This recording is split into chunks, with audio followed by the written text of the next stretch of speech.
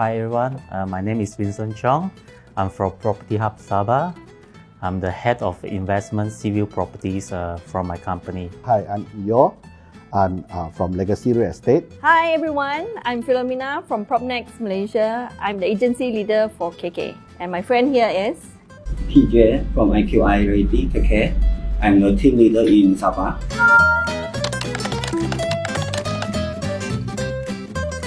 If you get sick, do you go to pharmacy straight away or you will consult a doctor? I think that's answer your question. It just depends on how much time do you have, because now most people, they are so busy with their work, right? That they don't even have time to talk to the family members. So if you are selling a property, do you really want to spend time talking to a stranger who does not necessarily be the one who are buying your property, or you want to spend time with your family while letting the professionals go and do their job, for in this instance selling a property.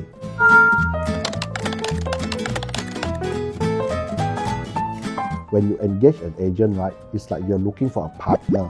You're looking for a business partner or anything. Okay, somebody you can trust, okay, with your property, and they will let them to handle it for you. Because they will be the one that will bring clients, okay, prospects to view the property.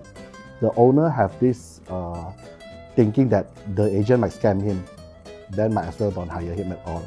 Just get somebody else that you can put your trust in. the due diligence is you have to actually check if the agent has a rent tag, like what TJ is wearing right now, like this, okay? And then obviously to appoint an agent, there is a due diligence letter that you need to sign, the appointment letter for rent or for sale, those kind of things that you need to fill in.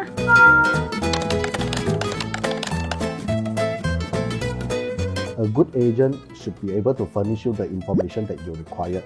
And the most basic one is what you have in the surrounding area, okay? Not only inside the house, but also the surrounding. Second is the numbers. Okay? This is very important because you need to know what is not only the market value, but what is the transacted value of the property surrounding it. There are two kinds of agent. One is the seller agent or the buyer agent. For the seller agent part, of course, you need to know everything about the property you are selling, like the title or anything, and then how to market the property. And then for the buyer agent, you need to know the need of the buyer, like what is the budget, and then what is the loan amount you can loan. So you can find something that's suitable for the purchaser. So by this, you can actually are a matchmaker for the buyer and the owner.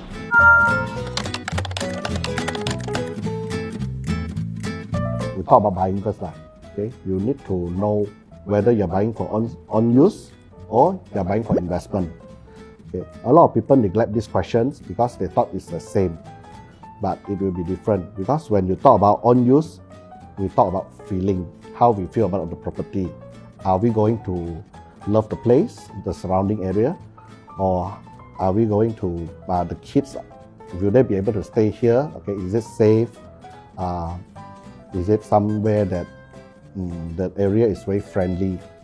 Okay, but when we talk about buying for investment, okay, the first question is how much money I can make from buying this and then resell it in the future, or what is the ROI, the rental. Buying a property is what you need.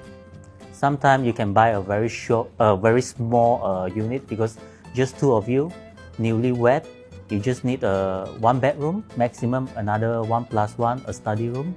So from there you bought a property, 3 years down the road, you have children, then you upgrade yourself to 2 bedroom or 3 bedroom.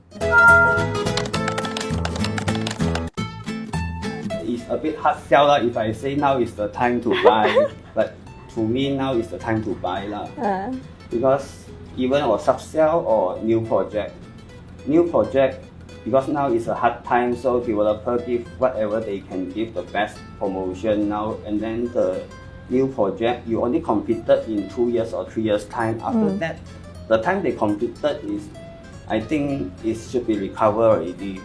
From the market price. Yeah. And then for sub-sell, now is the best time. Sometimes With the good time, you can't even get any property in Gaia Street. Now you can get some property in Gaia Street. I think right now is investor profile, meaning that investors do come out and actually invest in property right now because they can get a very good price, especially on the secondary market. This is what TJ said. There are some property for sale or for rent actually in Gaia Street like that. So these are more, now if you want to invest, okay, you want to buy, we call it as an investment right now. It's a very good profile for you to look for a property in the current market.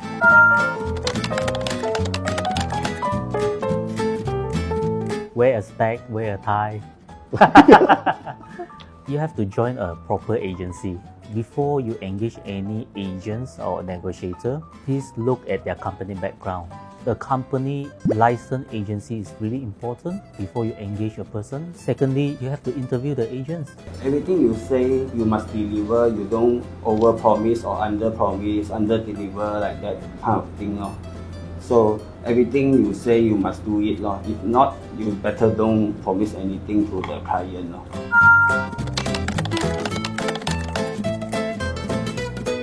Worst experience turned out to be the best, one of my best experience. I have just transacted a beachfront land more than 30 acres some 2 years ago because we have already done whatever that as a real estate negotiator, as per real estate negotiator job scope. They have already done whatever that we could. So it turned out to be my client is not buying a beachfront land, and they wrote a legal letter to us. So I think getting a legal letter is more serious than getting a complaint from MIA because it's a legal letter. But having said that, because we have already done our job scope, we have done our proper documentation, so we have to go through with the purchaser. We have to explain to them. I'm happy to say that today they are still one of our regular customer or client for our agency. I think the worst experience turned out to be one of the best. You show a good real estate negotiator and a good licensed agency.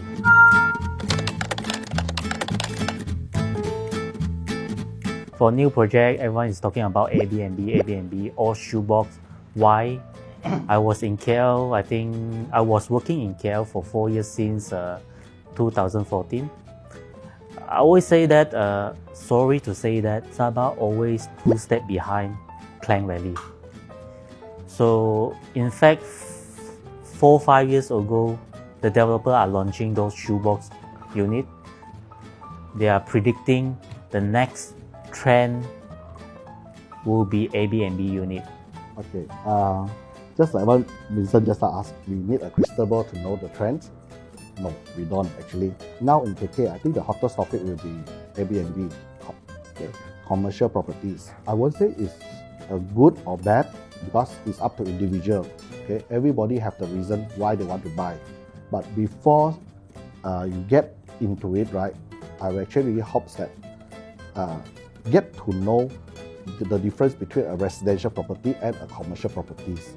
Okay, it's different. Although the usage, right, will be somebody else staying inside. Okay, they are going to stay there. Well, I think right now a lot of people, especially the younger generation, they try to invest out other than buy residential for themselves, right? Mm-hmm. They also buy Airbnb units for themselves right now as an investment, and also they also want to do probably things for their own, meaning that maybe there's another opportunity of a streamline of income for themselves. This video is brought to you by Property Hunter. If you like it, give us a thumbs up and let us know in the comments what you think. Don't forget to share with your friends.